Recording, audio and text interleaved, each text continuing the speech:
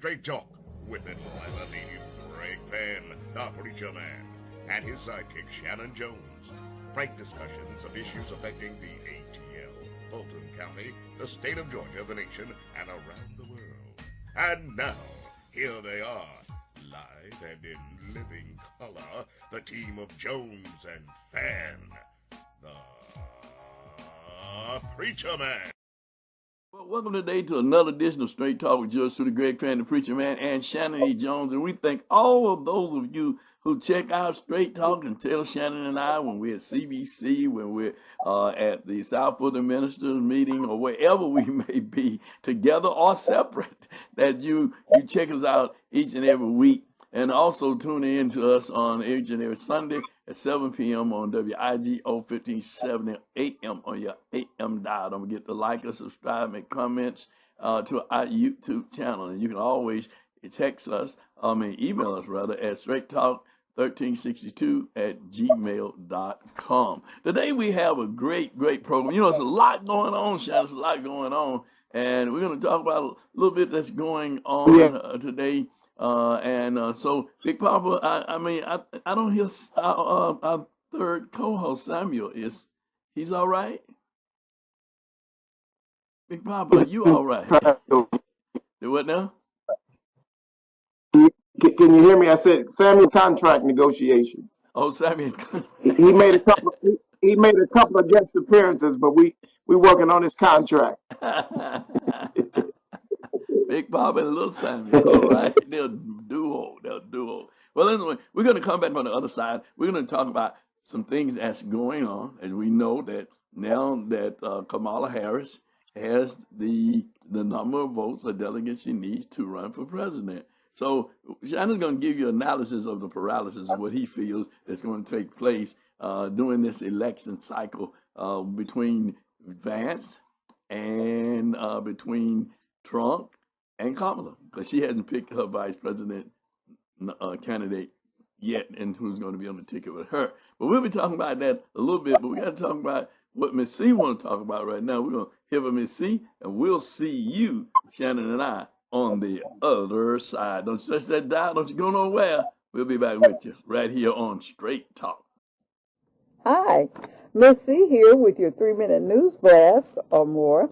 I hope you've been enjoying your summer and you're staying safe and happy and all that other good stuff. Hey, Greg. Hey, Shannon. Good to see you, too. Listen, let me tell you about a few little tidbits of news, okay? You, I don't know if I'm going to tell you or not. Anyway, I can't read my own handwriting. Anyway, Starline, your gateway to community resources for seniors living in Fulton County, offers free information and referral services for adults 55 and older, their families or caregivers, and the community. The Starline helps seniors who want to remain in their homes, and that's so important, who want to remain in their homes, and also it's called To Age in Place. And it serves as a gateway for community resources or referrals for service providers. You can speak to a specialist Monday through Friday, 8:30 to 5, by calling 404-613-6000. That's 404-613-6000. Or you can send an email to seniorservices@fultoncountyga.gov. That's seniorservices@fultoncountyga.gov. And listen, I want to tell you something about a good friend of mine, Dr. Anthony Stroman. He will be presenting The Power of Health Education in a workshop on Saturday, August 3rd, 2 p.m. at the Riverdale Library, 6131 Riverdale Road in Riverdale, Georgia. If you'd like to get more information on the workshop, contact Dr. Stroman at 404 and I'm sorry, I forgot to write down his phone number. The phone number is 678-907-3135. That's 678-907-3135. And if you'd like for us to announce your event, just email it to me at straighttalknews1362 at gmail.com. That's Straight Talk News 1362 at gmail.com. And I'd like for you to do 4 things before we go. I'd like for you to, what's number 1? I want you to like us. And I want you to subscribe to us. And you'll see those little buttons on the front of your screen there. Number 3, I'd like for you to leave comments. Let us know how we're doing. And number 4, what is number 4? Share us. Don't keep Straight Talk News to yourself. Let everybody know about Straight Talk News. We would certainly appreciate it. And listen, in the meantime and in between time, may the Lord God bless you real good. Bye now. All Let's right, do all it. right. We're back on the other side after Miss C with her news and information. If you have news and information you want to share with Miss C, well, you can always send it to Miss C at Straight Talk News 1362 at gmail.com. That's Straight Talk News at 1362 gmail.com. But if you said news and information and you want to be a guest on program, we'd love to have you as a guest. You know, if we can have point, counterpoint, sometimes Samuel's dad, Big Papa, and I have point, counterpoints. So we don't have a problem with that. We can agree to disagree, but not to be disagreeable. You know, one thing that I've been saying, Shanan, is that the problem with us as a people is that we find things that we don't like, that we can't agree on. And then that one point that we can't agree on, we lose sight on the things that we can agree on. And I think that's where we are in our politics today, is that we can't cross the aisle and we can't agree to disagree. I mean, we can say that, but in reality, we can't agree to disagree. In relationships, you have to, you know, your wife and my wife and our relationship with our wives or significant others, we all have those points in our relationship where we don't agree. We don't see things eye to eye. But those things that we don't see eye to eye, we kind of put that to the side and we don't deal with that. And we deal with those things that we agree on. If we can come together as a people and agree to say, well, I don't agree with you on this, but I'm not going to fall out with you because of that disagreement.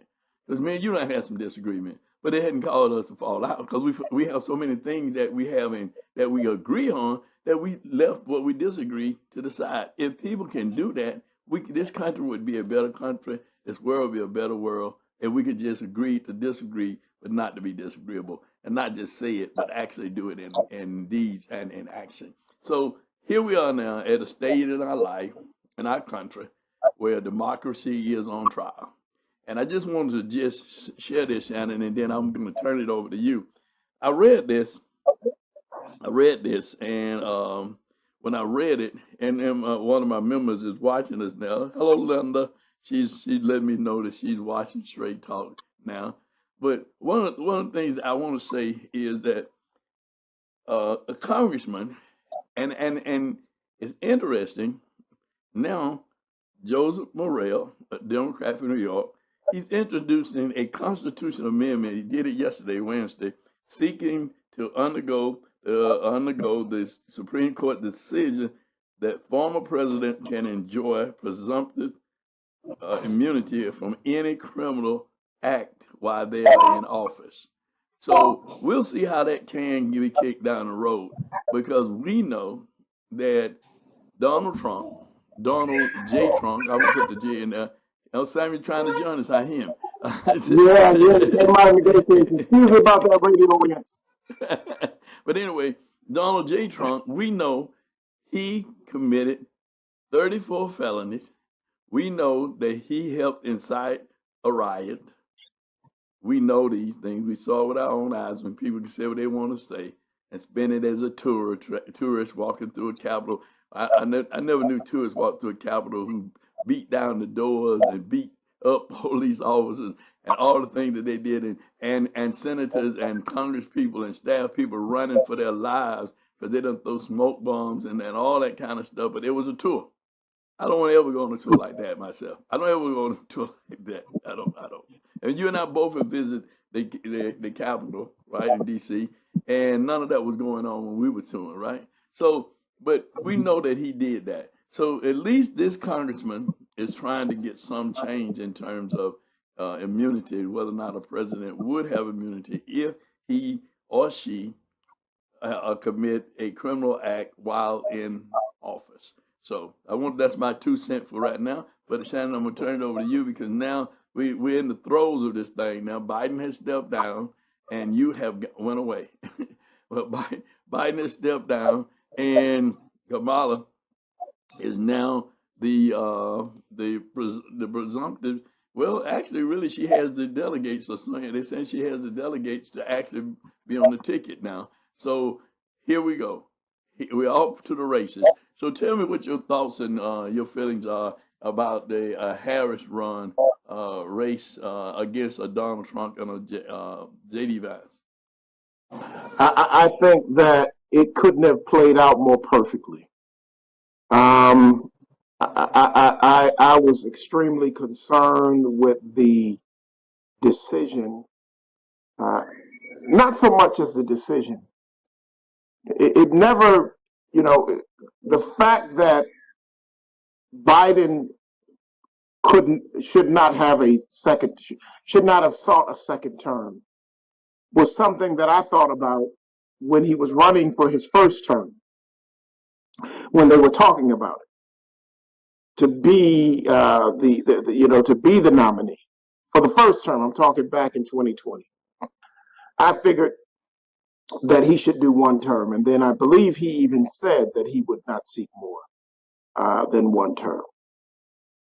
I think the timing of 115 days out, or 120 days when they really start hitting it before the election, was, for me as a pastor, as a leader, as a strategist, as an organizer, I didn't appreciate the timing of it because I felt that it could really begin to cause people to move into apathy, and that it could begin to erode the base. So I wasn't pleased with the timing of it, though I understood that it perhaps needed to happen. His choice of his vice president, I think, was a wise one. It did not surprise me. I think that she has been an effective vice president to this president. They seem to have had a good working relationship. It did not seem to me like a Reagan-Bush relationship. It seemed very much to me like a Clinton-Gore relationship. It didn't even seem like a Trump-Pence relationship. It really seemed to me like an Obama and Biden relationship. She is a great choice. And then, of course, historically, what this means. The Trump machine picked J.D. Vance because Trump did not want another Pence. And so his youthfulness, as Reagan said of Mondale, his youthfulness and his lack of experience did not bother Trump, because really, as Scaramucci, Trump's longtime friend and advisor and about a 5-day communications director at the White House, said today, was that when he looked at Trump's body language when J.D. Vance was talking, he said that what J.D. Vance doesn't know is that he's merely an employee of the president. And that's all he needs him to be. And so the choice of J.D. Vance would have been great for Trump running against a Biden, because Trump wanted to exercise a strength thing and a power thing. And he was more interested in being able to beat Joe Biden in a game of golf than to beat him in debates or in policies or anything else, because he wanted to show his powers. So what ends up happening is Biden lets him get through his convention, tells him that I think we need to ratchet down some of the violence and the vitriol that's in our language, and cool this, and remember that the right wing and the left wing are all a part of the same bird. and that for the good of the country, we need to bring this down. And let's think about a form of unity. The president sat there looking like he had been changed and that the angels in heaven had signed his name. And You mean Biden? You mean Biden? I mean Trump sit there and Trump look sat there. there. Who did I say? Right. Biden? You said the president. I'm sorry. You mean The Biden? You former mean President Trump? Trump, Yeah, yeah, Trump. the former President Trump sat there for his convention, like he was this new Donald Trump, and then he came out and did what he did and attacked the president, attacked Nancy Pelosi, went totally against unity, and did all that. The president allowed him to do all that on last Thursday night and let him through the weekend, let the press deal with that. And then Sunday dropped the bomb about 1:45, 1:43, that he was going to step aside for the good of the country. And you think you got some power as the chairman of the deacon board or the head usher. But imagine being president of the United States of America. Imagine being the commander in chief of the most powerful military in the world. Imagine being the president and the head, the most powerful man in the world, and to step aside in a world that is filled with misogyny, to allow a woman to have an opportunity to become the leader of this nation. So I thought that was very wonderful. And then here comes J.D. Vance, saying that minimizing racism and calling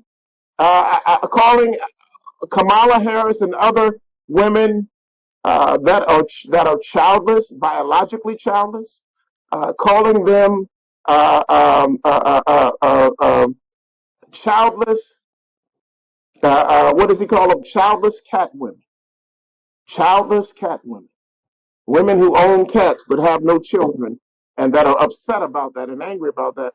And I would caution Mr. Vance about that because he's a Catholic, and there are a whole lot of childless, cat owning nuns in the Catholic Church that are praying for J.D. Vance as he's demonizing them and speaking against them. So I'm excited about this race, Bishop.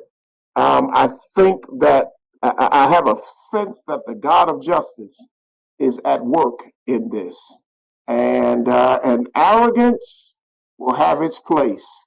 And I think that arrogance will end up finding itself not in the seat of power, but on the sidelines when November the 5th comes.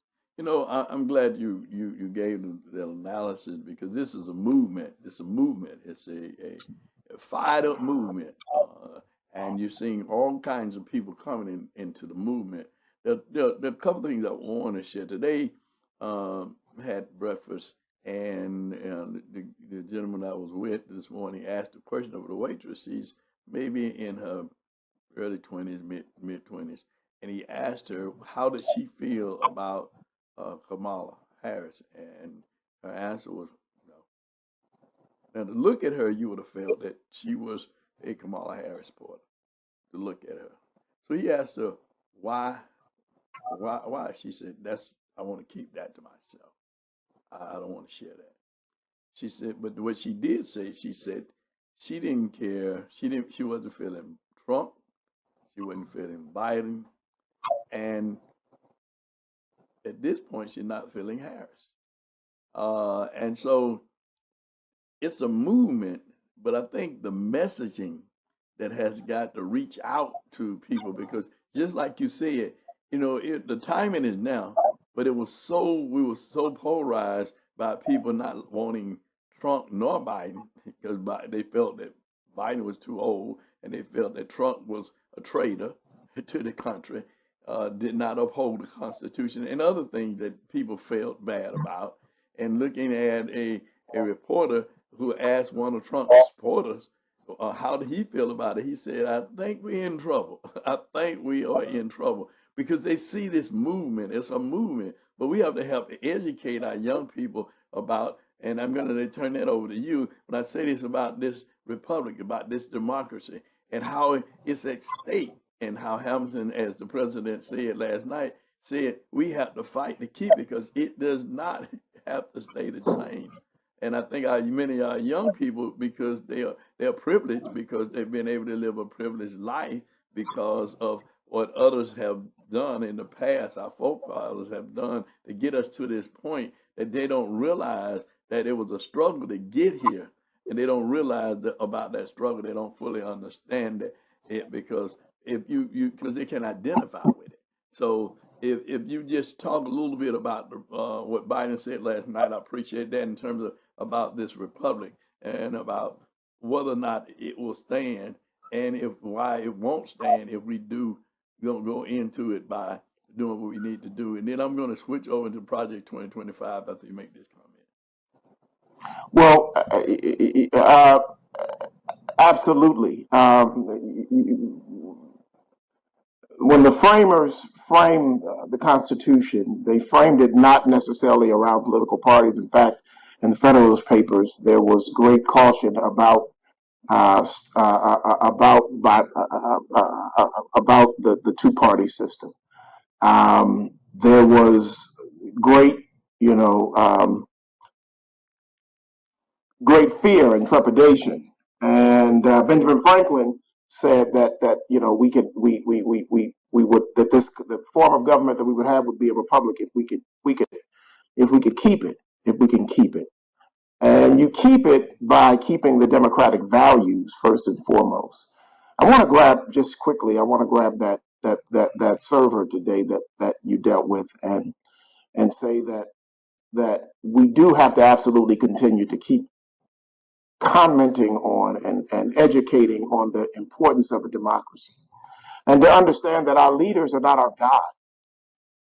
That we're not looking to worship someone. I'm not looking to elect a pope, though I do want to elect a role model. I think that by the nature of one being the leader of a country, that you are a role model.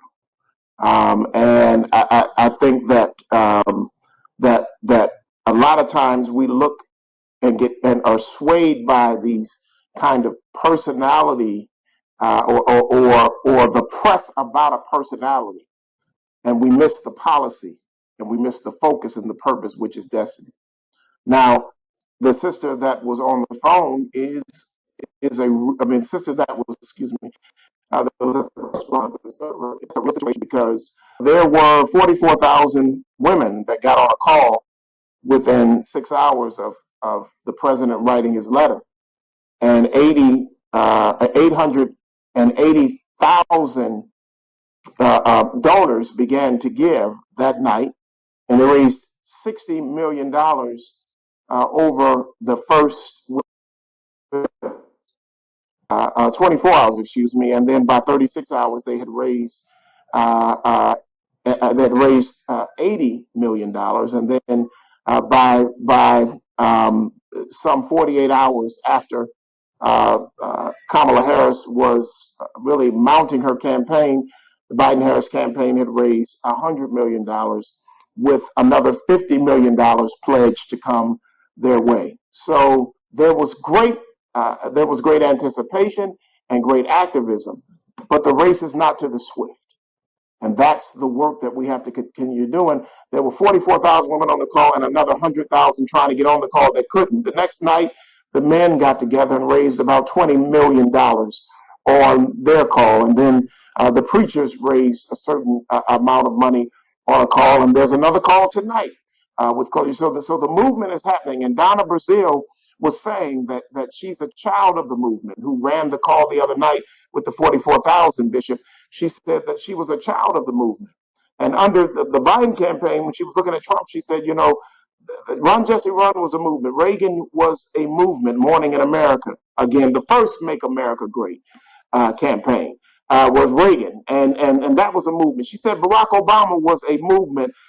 She didn't feel that with the Biden campaign. And she said you can't beat a movement with a traditional political campaign. So we do feel we feel the energy of a movement, and we would say that it's a movement, but we've got much work to do, and we have to stay focused not on personalities, because if we stay focused on personalities, they're going to be trying to cut the legs off your candidate. But if you look at how the Republicans are dealing with Trump, is they believe that he has the conviction and to be president. We know he has the conviction. He has 34 of them. But that does not stop them from focusing on Donald Trump, because they're focusing on the MAGA movement and Project 2025, those 920 pages that are going around. And we have to be focused on democracy and press forward with that and educate on that and push for that in our movement, and not allow the personality attacks to stop us from our sojourn to destiny of democracy. Well, I want to just talk about Project 2025. They already playing out Project 2025 here in Georgia. The superintendent, Yep. state superintendent of school, he said that they were not going to fund in public school African American study. One of the planks Yep. in Project 2025 is to defund all monies for African American history in studies in school. Well, let me just tell you about a movement. When he announced that, there were elected officials who began to say, well, what we're going to do, we black elected officials, what we're going to do is we're going to give the schools in our district this amount of money so they can still teach it. We had Right. Caucasian young people, along with black kids and others, Indian kids. I mean, just an array of kids who said, "What's wrong with teaching it? What's wrong with teaching it?" After that, let's show you this. Is what I'm talking about, a movement. When they said what they said, and they put their money where their mouth is, the superintendent said he changes his mind. He is going to fund African American study in public schools. Now, how much funding they're going to do, we got to watch it. We got to make sure that it's done here in Georgia. So if people listening in other places, we need to let you know they already start trying to carry out Project 2025. And there are other things that's on that project that they're slowly moving to do in this time. So I just want to share that. But as we get ready, Shanan, to almost close today, I want to just thank the pastors who are engaged, the members who are engaged, who understand when early voting is, and when early voting is in October. You got registration. You got to be registered before then. Then you got the election coming up in November. Just want to just give you a few dates. We're going to continue to talk about that. So I want to just send our condolences and our sympathy out to the Jackson family, the Congresswoman Jackson, who was a staunch fighter, standing up for justice and standing up for equality as a legislator. And I just want to just say that we're losing leaders like that, that's really going to be fighting for the cause, for people, for humanity, for democracy. So let us lift her family up in prayer tonight and know that she's gone from here, but her work will never end. And then I want to talk about the young lady, The Jackson and Lee family, Sheila Jackson Lee. Lee. Right. Thank you. I want to talk about, yes, sir. I think it's Cochran, you know what I'm talking about, the Congresswoman out of Texas. That sister is something else. I was watching her in that hearing that Jim Jordan was having, trying to deal with Bragg, right? About his indictment of Donald Trump, right? So I'm listening to them, and boy, the way she broke it down, she said that we do not have the authority to deal with state stuff. This is not a federal case. This was a state case, and in a state case, an indictment is brought before a grand jury, and a grand jury of citizens hear that indictment and the evidence that's brought before them to true bill it or not true bill it. Once they true bill it, that means you're going to be indicted, and there's going to be a case. And that's what he did. They followed the process. It was citizens who said he broke the law and he ought to be tried on the 34 charges that he was indicted on. And it was citizens that said 12 who his lawyer and him helped select to hear the case. Hello. They decided that he was guilty on all 34 counts. All 34 counts. These were not political operatives. These were just everyday working American citizens who heard the fact, and after hearing the fact, they came down saying, you're guilty. He's guilty of 34 different counts. Not one, but 34 of them. So we have to understand that this is what's going on. We don't have a monarchy. We have a democracy.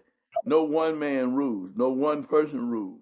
That's why you have checks and balances with the Congress and the legislative branch and the congressional officers, and then you have the courts.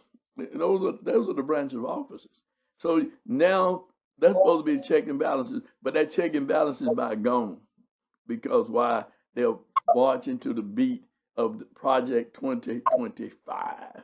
They want to implement it. They want to do away with democracy, and they want to change the way we're governed. And I want to leave you with this. If Donald Trump gets to be the president of the United States, he's already told us what he's going to do. He said, media people, we're going to change some of these stations who've been against me. We know that was more than joke, because they cut him off that day because he couldn't say he couldn't come on after the assassination attempt, right? So they cut him off. He couldn't even come on. But they already started. He said, okay. He said, I'm going to do away with media, the press. I'm going to control the press and what's out there. And guess what? He's going to deal with freedom of speech. Like Shanan and I talking now. Hey, we may not be able to say the things that we say now if he's the governor. They may want to put us in jail for saying these kinds of things that we're saying now. Hello, somebody. And then freedom of assembly. You got to think about how broad freedom of assembly is. And people say, oh, they'll never do that. They'll never do that. They'll never shut down churches. They'll never do this. They'll never do that. Listen, never say never. Never say never. I remember as I was the president of the union, Fulton County, and they were talking about making all employees unclassified. And they said, oh, they'll never do that. They're doing that over at the court. They're doing it to the people in the court. They're not going to do it to us. They did it to them, and then they came back and did it to the others. They made all employees unclassified. So then when people don't have appeal rights now, they can appeal on unfair firing or suspension or demotion. They can't appeal now. But don't say what they can't do, because those people who are there, they can do it because their votes determine what the laws or the ordinance or the policy is going to be from the local level all the way to the federal level. So brothers and sisters, keep your eyes open, and keep your ears open, and understand that your voice is important, but let your voice be heard, and speak against the things that Project 2025 is trying to do to your grandchildren and your great-grandchildren. Well, that's all I have to say, Shanan. What form of government will we have? A republic, if we can keep it. So we've got a responsibility and fight for democracy. Well, this ain't. Or it'll go away. It will go away. Oh, okay. But this ain't that's all right, Shannon. We finna go away for this segment. It ain't been nothing but straight talk with yours truly, great friend, the preacher man, and Shannon E. Jones. And I want to let you know, don't forget to like us, don't forget to subscribe, don't forget to make comments, and don't forget to share on our YouTube channel. You can email us at straight talk, that's straight talk 1362 at gmail.com. You can send it to Miss C at straight talk 1362, straight talk news at 1362 at gmail.com. And check us out this Sunday and every Sunday at 7 p.m. On WIGO 1570 on your AM dial. Until our next broadcast, this ain't been nothing but Shannon, but what? Straight talk. Want to be a guest on Straight Talk? Email Greg Fann at FANN922 at Comcast.net or call 404-308-0794.